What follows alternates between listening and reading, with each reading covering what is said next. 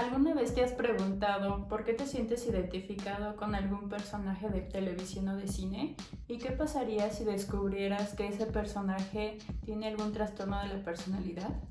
Descubramos un poquito más acerca de estos trastornos.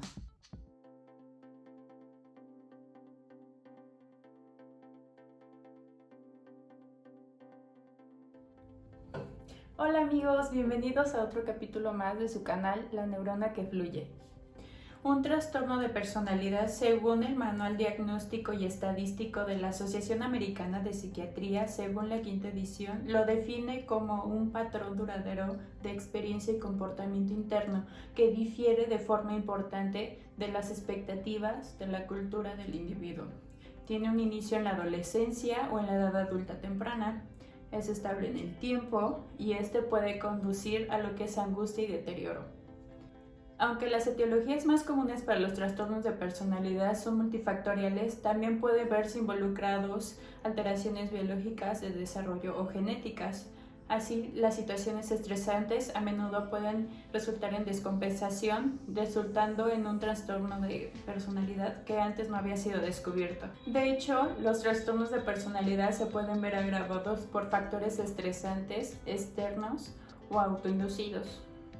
Dentro del grupo A tenemos estos, dentro del grupo B estos y dentro del grupo C estos. Existe un modelo denominado de 5 factores, el cual nos permite describir los diferentes tipos de trastorno de personalidad según las interacciones y diferencias que se presentan en el individuo. Estas son extraversión, agradabilidad, conciencia, neuroticismo y apertura a la experiencia.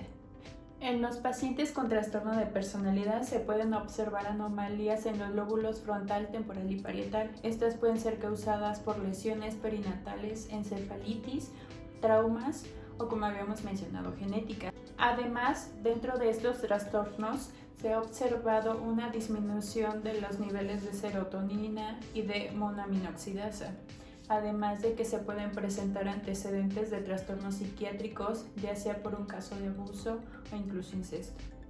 Hablemos un poco de las características de cada trastorno. Comencemos con el trastorno paranoico de la personalidad. Existe una contribución genética a los rasgos genéticos paranoicos, inclusive un vínculo genético entre este trastorno y con la esquizofrenia. Las teorías psicosociales implican la proyección de sentimientos internos negativos. Un rasgo predominante en este tipo de trastornos es la suspicacia dirigida hacia las personas que se encuentran alrededor del paciente, llegando a experimentar también lo que son delirios relacionados con ellos. Además, pueden llegar a reaccionar con ira ante la sospecha de que una o varias personas intentan herir a la persona o inclusive traicionarlo. Si estas personas llegan a cometer un delito, este puede consistir en lesiones o inclusive lo que es el homicidio. Dentro del trastorno esquizoide de la personalidad, los pacientes se caracterizan por una desvinculación emocional importante que los lleva a aislarse de la sociedad. Pueden perder también su sentido del yo y en situaciones estresantes pueden manifestar síntomas psicóticos. Los delitos más frecuentes que pudieran llegar a cometer o presentarse pueden ser el robo y el consumo de sustancias ilícitas. Y existe además un gran apoyo o sustento de la heredabilidad de este trastorno. El trastorno esquizotípico de la personalidad. Los pacientes con este trastorno no cuentan con una empatía adecuada, por lo que pueden malinterpretar las intenciones de los demás. Además, pueden presentar delirios o ideas extravagantes relacionadas con temas mágicos y esotéricos. Los delitos que pudieran llegar a cometer parecen ser impulsivos, ya que no hay como tal un precipitante claro, y además suelen tener motivaciones relacionadas con la religiosidad, mágicas o referentes a lo que son poderes sobrehumanos. Y este trastorno además puede estar relacionado, como lo habíamos mencionado anteriormente, con la esquizofrenia. Trastorno antisocial de la personalidad. Estos pacientes presentan un comportamiento que violenta y vulnera los derechos de otro, lo cual frecuentemente se manifiesta con peleas físicas, robo o confrontaciones con la víctima. Además, presentan actividades de abuso, ya sea física, sexual o psicológica, de tipo forzado, y en casos más extremos pueden llegar a lo que es el homicidio. Se apoya firmemente también que hay una gran contribución genética a los comportamientos antisociales y además se ha demostrado bajos niveles de inhibición del comportamiento por una desregulación serotoninérgica del sistema septo-hipocampal. También puede haber anomalías del desarrollo adquiridas del sistema cerebral prefrontal, una actividad autónoma reducida en el trastorno antisocial de la personalidad. Trastorno límite de la personalidad. Estos presentan una desregulación emocional que puede desencadenar episodios violentos de tipo impulsivo que suelen estar relacionados con el miedo al abandono o a un deseo de ser aceptados o integrados a algún grupo. Los delitos que pueden llegar a cometer son de tipo sexual, actividades agresivas o violentas, inclusive lo que son los robos.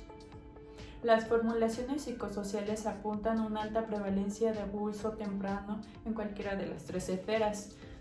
Dentro de los factores biológicos como el funcionamiento monoaminérgico normal, especialmente dentro de la función serotoninérgica y la disfunción neuropsicológica prefrontal, se han visto implicados para la presentación de este trastorno.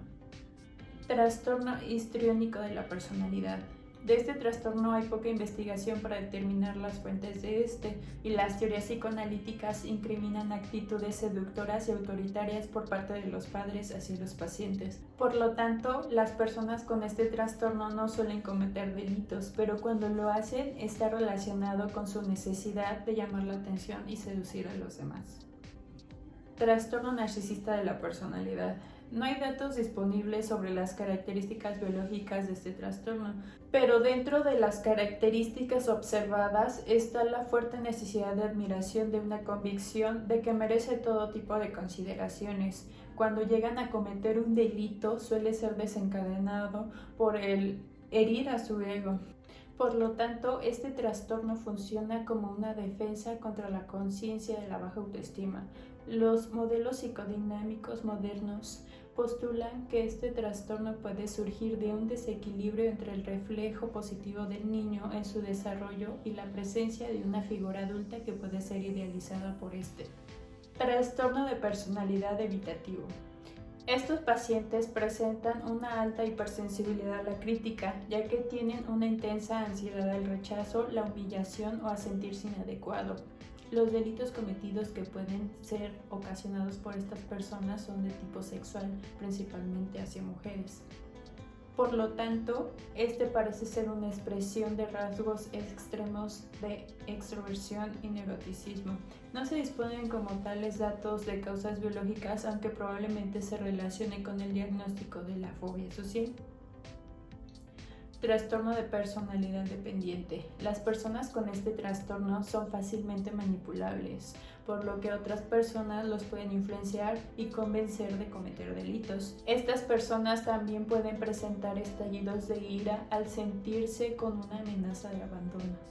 No se han relacionado estudios de genética o de rasgos biológicos en estos pacientes. Un elemento central en su constelación psicoanalítica es una forma insegura de apego hacia los demás que puede ser el resultado del comportamiento hacia los padres de tipo aferrado. Y finalmente tenemos el trastorno de personalidad obsesivo-compulsivo. La violencia en estos pacientes suele ser poco común, ya que se contrapone a la dinámica de estos pacientes. Así que cuando las personas con este trastorno obsesivo-compulsivo cometen un delito, suele ser influenciado principalmente por el consumo de alguna sustancia.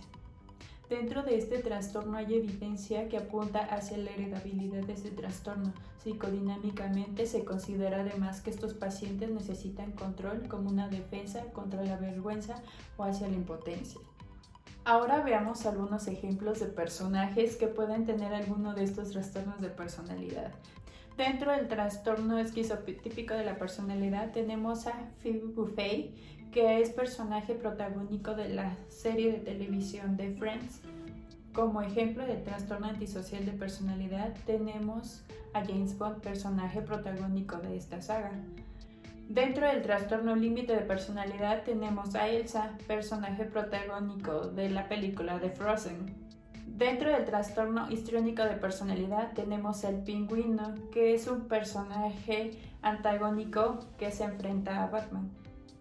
Dentro del trastorno narcisista de la personalidad tenemos al guapísimo Tony Stark o Iron Man. Dentro del trastorno evitativo de la personalidad tenemos a Rubius Hagrid, que es un personaje de la saga de Harry Potter. En el trastorno dependiente de la personalidad tenemos a Bella Swan, personaje protagónico de la saga de Crepúsculo y creo que uno de los personajes más evidentes para estos trastornos.